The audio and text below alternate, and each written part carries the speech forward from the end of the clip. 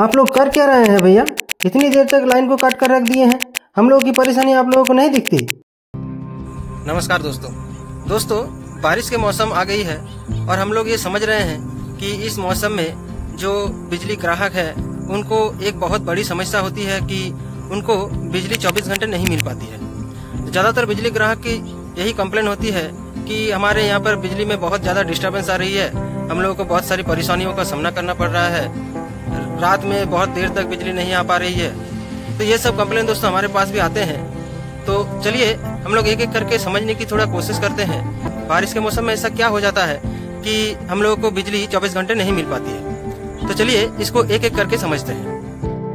दोस्तों ऐसा बिल्कुल भी नहीं है कि बारिश के मौसम शुरू होते ही हर जगह पर लाइन में डिस्टर्बेंस देना शुरू हो जाएगा। हाँ, लाइन में डिस्टर्बेंस आता है, लेकिन वो जगह के हिसाब से होता है। जगह के हिसाब का मतलब है दोस्तों कि जो बिजली की तार है जिससे आप लोगों को सप्लाई मिल रही है, वो बिजली की तार किस जगह से होकर गुजर रही है। मतलब अगर बिजली की तार जिस एरिया से गुजर रही है वहाँ पर पेड़ पौधे कम हो तो ये संभावना ज्यादा है कि उस एरिया में बारिश के मौसम में भी बिजली कटौती बहुत कम होगी। लेकिन अगर आपके एरिया में जहाँ से बिजली की तार गुजर रही है उस तार के आसपास पेड़ पौधे ज्यादा हो तो उस कंडीशन में लाइन में फॉल्ट होने की संभावना भी बहुत बढ़ जाती है और इस वजह से बिजली कटौती भी बहुत ज्यादा हो जाती है। अब दोस्तों आप लोगों के मन में एक सवाल जरूर उठ रहा होगा कि पेड़ पौधे तो हर मौसम में होता है, लेकिन बारिश के मौसम में ऐसा क्या हो जाता है कि लाइन में डिस्टर्बेंस ज्यादा आना शुरू हो जाता है। तो दोस्तों ऐसा होता है कि बारिश के मौसम में जब ज्यादा बारिश गिरती है तो पेड़ का जो टहनिया है, जो डाल है, उसमें पानी पकड़ लेता है और पानी पकड़ने की वजह से वो डाल बहुत ज्यादा भारी हो जाती है। भारी होने की वजह से दोस्तों वो डाल झुक कर तार में टच हो जाती है और जैसे ही पेड़ पौधे की डाल तार में टच होती है तो वो लाइन अपने आप ही बंद हो जाता है। दोस्तों ऐसा नहीं है कि उस लाइन को जानबूझकर काटा जा रहा है, बल्कि उस लाइन में जब भी फॉल्ट आ रहा है तो वो लाइन अपने आप ही बंद हो जा रही है। जैसे दोस्तों हर घर में जो स्विच होता है जिससे आप लोग फैन चलाते हैं, मोटर चलाते हैं या फिर बल्ब जलाते हैं, उस स्विच का काम है बिजली को ऑन ऑफ करना। तो उसी तरह से दोस्तों बिजली ऑफिस यानी सबस्टेशन में भी स्विच होता है जो बिजली को ऑन ऑफ करती है। लेकिन उस स्विच का एक और खासियत है कि जब भी लाइन में कोई फॉल्ट होगा तो वो जो स्विच है यानी जो ब्रेकर है वो उस फॉल्ट को डिटेक्ट कर लेता है और डिटेक्ट करने के बाद वो अपने आप ही लाइन को बंद कर देता है ताकि किसी को कोई नुकसान ना हो। तो इसीलिए दोस्तों जब भी लाइन में कोई पेड़ पौधे टच होती है या फिर और भी कई तरह के फॉल्ट आ जाती है तो सबस्टेशन में जो ब्रेकर यानी स्विच रखा होता है वो अपने आप ही बिजली को बंद कर देता है। तो इसलिए दोस्तों बारिश के मौसम में बिजली कटौती बहुत ज्यादा हो जाती है। इसके अलावा भी दोस्तों और भी कई कारण है जिस वजह से बारिश के मौसम में लाइन में डिस्टर्बेंस आती है। जैसे लाइन में जो चीनी मिट्टी या पॉलीमर का इंसुलेटर होती है जिसके ऊपर तार को बांधा जाता है उसमें भी लीकेज आ जाती है और ये लीकेज बारिश के मौसम में ज्यादा निकलती है।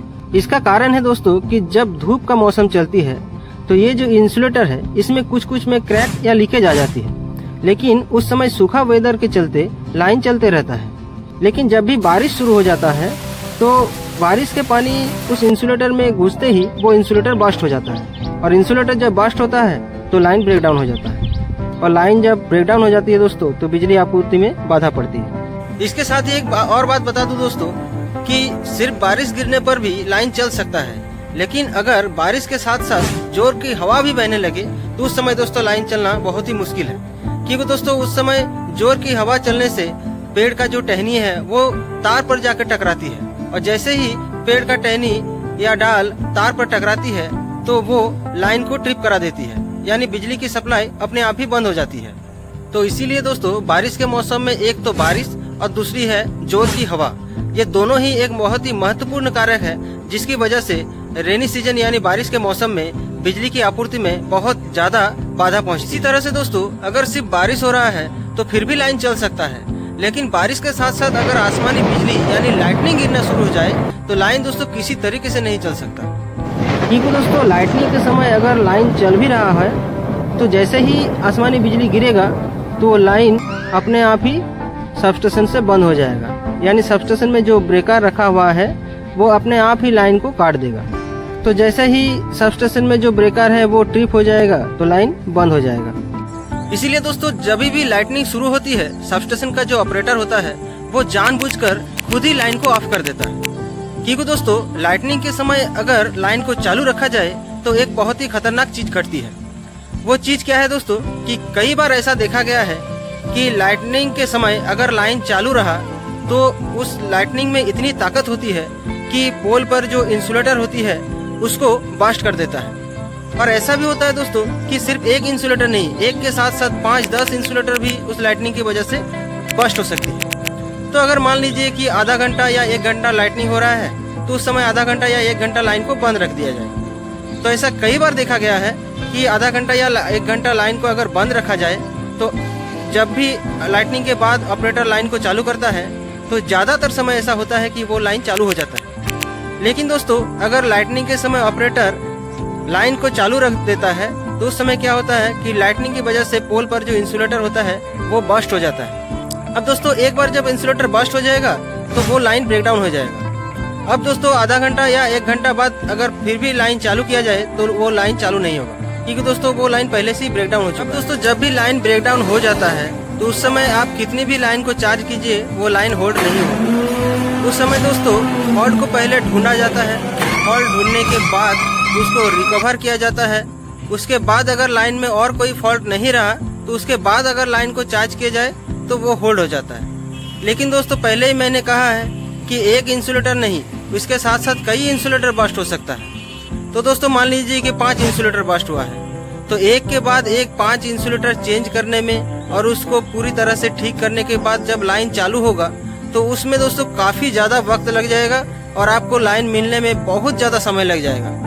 इससे बढ़िया है दोस्तों कि आधा घंटा या 1 घंटा लाइन को बंद ही रखा जाए, ताकि आधा घंटा या 1 घंटा बाद लाइन मिलने की संभावना बहुत बढ़ जाती है। इसीलिए दोस्तों जब लाइटनिंग शुरू हो जाती है तो सबस्टेशन में जो ऑपरेटर होता है वो जानबूझकर ही लाइन को ऑफ कर देता है। इसीलिए दोस्तों बारिश के मौसम में लाइटनिंग एक बहुत बड़ी वजह है जिसके लिए लाइन में डिस्टरबेंस आती है।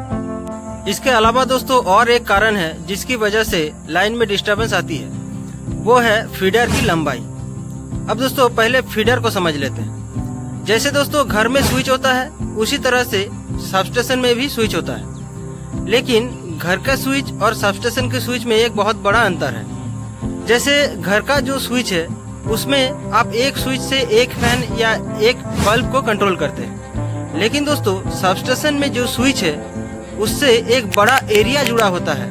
उसमें 15-20 गांव भी हो सकता है, 30-40 गांव भी हो सकता है, या फिर एक छोटा मोटा शहर भी हो सकता है। तो दोस्तों जिस स्विच से वो एरिया या उतने गांव जुड़ा हुआ है उस स्विच को उस एरिया में जो सबसे ज्यादा पॉपुलर जगह का नाम है उस नाम से उस स्विच का नाम दिया जाता है। जैसे आप लोग घर में कहते हैं कि फैन का स्विच, लाइट का स्विच, इस तरह से दोस्तों सबस्टेशन में जो महत्वपूर्ण एरिया का नाम है उस नाम से उस स्विच का नाम दिया जाता है। तो दोस्तों उसी स्विच को फीडर कहा जाता है। जैसे दोस्तों यहाँ पर जो आप लोगों को स्विच दिख रहा है इसी को हम लोग स्विच गियर कहते हैं। तो यही है दोस्तों घर के स्विच की तरह ही काम करने वाला स्विच गियर, और इसी को दोस्तों हम लोग फीडर कहते हैं। तो एक जो फीडर है दोस्तों इसी से कई सारे गांव कनेक्टेड होती है। और दोस्तों जिस फीडर में सबसे ज्यादा गांव कनेक्टेड है या फिर ज्यादा एरिया कनेक्टेड है उस फीडर की लंबाई उतनी ज्यादा होती है, और जिस फीडर में कम एरिया कनेक्टेड होती है उस फीडर की लंबाई कम होती है। तो दोस्तों जिस फीडर की लंबाई सबसे ज्यादा होगी उस फीडर में जब फॉल्ट आएगा तो उस फॉल्ट को ढूंढने में बहुत ज्यादा समय लगता है। इसलिए दोस्तों जो सबसे लंबा फीडर है उस फीडर का ब्रेकडाउन जब हो जाएगा तो उसको फॉल्ट ढूंढ कर रिकवर करके फिर लाइन चालू करने में बहुत ज़्यादा समय लग जाता है। लेकिन दोस्तों जो छोटा फीडर्स होता है उसका फॉल्ट ढूंढने में समय कम लगता है और उसका लाइन जल्दी चालू होता है। इसमें दोस्तों आप लोग बिजली विभाग वालों की बहुत बड़ी मदद कर सकते हैं। दोस्तों बिजली विभाग वाले जब लाइन ब्रेकडाउन होता है तो शुरू से फॉल्ट ढूंढ कर लास्ट तक जाता है जब तक ना फॉल्ट मिल जाए। लेकिन दोस्तों पब्लिक तो हर जगह होता है। तो दोस्तों अगर मान लीजिए कहीं पर फॉल्ट हुआ है जो सबस्टेशन से बहुत दूर है तो वहां तक जाने में बिजली विभाग वालों की तो बहुत ज्यादा समय लगेगा। लेकिन दोस्तों उस फॉल्ट एरिया के आसपास जो लोग हैं फॉल्ट ढूंढते समय जब लाइन चार्ज होगा तो वहां से आवाज निकलेगा, फायरिंग निकलेगा। तो अगर लोग उस फायरिंग को देखकर या आवाज को सुनकर अगर बिजली विभाग वालों को फोन करके बता दें कि भैया इस जगह पर फॉल्ट हम लोगों को दिखा है, तो उस समय दोस्तों उस फॉल्ट को ठीक करने में बहुत कम समय लगेगा, क्योंकि दोस्तों फॉल्ट ढूंढने में उन लोगों को ज्यादा समय नहीं गंवाना पड़ा। तो दोस्तों पब्लिक अगर बिजली विभाग वालों की मदद करे तो उस समय दोस्तों आप लोगों को बहुत जल्दी पावर मिल जाती है। दोस्तों फॉल्ट को ढूंढने में ही सबसे ज्यादा समय लग जाता है, इसलिए आप लोग अगर फॉल्ट को देखकर बता दें कि भैया इस जगह पर फॉल्ट हमको दिखा है, तो बिजली विभाग वाले क्या करेंगे, पूरी लाइन को चेक ना करके डायरेक्ट उसी जगह पर जाएंगे और उस फॉल्ट को रिमूव करके लाइन को चालू कर देंगे। इससे दोस्तों आपको बहुत ही जल्दी पावर मिल जाती है। यहाँ पर दोस्तों एक बहुत ही महत्वपूर्ण बात आप लोगों को बतानी जरूरी है। दोस्तों ऐसे जो नॉर्मल वेदर होता है उस समय सबस्टेशन में अगर लाइन ब्रेकडाउन भी होता है तो एक फीडर ही ब्रेकडाउन होता है, ज्यादातर केस में एक ही फीडर ब्रेकडाउन होता है। लेकिन दोस्तों बारिश के मौसम में ऐसा होता है कि सबस्टेशन का जितने भी फीडर्स है वो सारे भी ब्रेकडाउन हो सकता है। जैसे मान लीजिए कि किसी सबस्टेशन में 5 फीडर्स है, अब 5 में से 3 ब्रेकडाउन हो गया है, तो किसी एक फीडर में तो पहले जाना ही पड़ेगा, क्योंकि दोस्तों ज्यादातर सबस्टेशन में एक ही गैंग अवेलेबल होता है। तो दोस्तों मान लीजिए कि 1 नंबर फीडर में पहले गया है, तो दोस्तों जब तक 1 नंबर फीडर का फॉल्ट ढूंढकर उसको रिमूव करके चालू किया जाएगा गियर को, तब तक दोस्तों 2 और 3 नंबर फीडर बंद रहता है। उसके बाद दोस्तों 2 नंबर फीडर में जाएगा, तो जब तक 2 नंबर फीडर चालू होगा तब तक 3 नंबर फीडर बंद रहेगा। यानी दोस्तों जब तक 1 नंबर और 2 नंबर फीडर चालू हुआ तब तक दोस्तों 3 नंबर फीडर ऐसे ही बंद रहा। अब दोस्तों अंत में जब 3 नंबर फीडर में जाएगा तो उसको उसमें भी फॉल्ट ढूंढना पड़ेगा, फॉल्ट को रिमूव करके लाइन चालू करना पड़ेगा। तो इसलिए दोस्तों अगर एक साथ 2 या 3 फीडर या 4 फीडर ब्रेकडाउन हो जाए तो उस समय जिस फीडर में पहले जाएगा उसका तो लाइन जल्दी चालू होगा, लेकिन दोस्तों जो बाकी फीडर्स रहेगा उसका जो टाइम ड्यूरेशन है, मतलब ब्रेकडाउन टाइम जो है वो बहुत ही बढ़ जाता है। इसीलिए दोस्तों ऐसे नॉर्मल वेदर में जब एक फीडर ब्रेकडाउन होता है तो उसको जल्दी पावर मिल जाता है। लेकिन दोस्तों जब बारिश के सीजन आता है तो अगर ज्यादा फीडर ब्रेकडाउन हो जाएगा एक साथ तो उस समय दोस्तों पावर मिलने में थोड़ी दिक्कतों का सामना आप लोगों को करना पड़ता है। यहाँ पर दोस्तों आप लोगों के लिए एक बहुत ही इम्पोर्टेंट सूचना है कि अगर आप लोगों को फॉल्ट दिखा है, मतलब मान लीजिए कि कहीं पर तार टूटा हुआ है, आप लोगों को दिख रहा है कि तार टूटा हुआ है, तो भूल कर भी दोस्तों आप लोगों से हाथ जोड़कर निवेदन है, भूल कर भी दोस्तों उस तार के सामने मत जाइए और ना ही किसी को जाने दे। दोस्तों जब लाइन ब्रेकडाउन होता है तो उस ब्रेकडाउन फॉल्ट को ढूंढने के लिए मिस्त्री लोग बार बार लाइन को चार्ज कराते हैं। तो अगर भूल करके आप उस तार के पास आ गए या फिर तार को छू लिए और उसी समय गियर को चार्ज कर दिया जाए तो बहुत बड़ी दुर्घटना हो सकती है दोस्तों। इसलिए आप लोगों से हाथ जोड़कर निवेदन है कि जब भी लाइन में आप लोगों को फॉल्ट दिखे आप उस फॉल्ट के आसपास ना जाएं। खासकर बारिश के मौसम में दोस्तों अगर तार गिर जाए तो दोस्तों उसके पास बिल्कुल ही मत जाइए, क्योंकि जमीन पूरा गीला रहता है। इसलिए दोस्तों आपको अगर फॉल्ट दिख भी जाए तो आप लोग फोन करके बिजली मिस्त्री लोगों को बता दें कि यहाँ पर फॉल्ट मिल गया है, यहाँ पर तार टूटा हुआ है। लेकिन भूल कर भी आप मत जाइए, आप भूल कर भी उस तार के बिल्कुल पास मत जाइए, बहुत दूर ही रहिए, जितना दूर संभव है उस तार से दूर रहिए दोस्तों। इसमें दोस्तों आप ही लोगों की भलाई है, और ना ही आप किसी और को जाने दें। संभव है तो जितनी जल्दी हो सके बिजली विभाग को खबर दें कि यहाँ पर तार टूटा हुआ है, और वो लोग जाकर उस फॉल्ट को रिमूव करेगा और तार को ठीक करेगा। लेकिन दोस्तों आप भूल कर भी उस तार के पास ना जाए। तो यही सब कारण है दोस्तों जिस वजह से आप लोगों को बारिश के मौसम में बिजली ठीक ठाक नहीं मिल पा रही है। तो आप लोगों से दोस्तों मेरी हाथ जोड़ के निवेदन है कि जब भी आप लोगों के यहाँ पर बिजली में डिस्टर्बेंस आए, खास करके बारिश के मौसम में, तो थोड़ा धैर्य बना कर रखें, क्योंकि बिजली विभाग के लोग 24 घंटे आप लोगों को बिजली की सप्लाई देने में कार्यरत हैं। और ऐसा नहीं है कि बिजली विभाग के लोग जानबूझकर ऐसा कर रहे हैं। आप लोग तो समझ ही रहे हैं, आप लोग बहुत ही समझदार लोग हैं। मुझे आशा है कि अब की बार जब ऐसा होगा तो आप लोग जरूर अपना धैर्य बनाकर रखेंगे और सिर्फ बिजली विभाग के ऊपर सारे दोष को नहीं उड़ेल देंगे। तो यही आशा लेकर दोस्तों इस वीडियो को समाप्त करते हैं। मिलेंगे दोस्तों नेक्स्ट वीडियो में इसी तरह के किसी इंटरेस्टिंग टॉपिक के साथ। तब तक के लिए जय हिंद।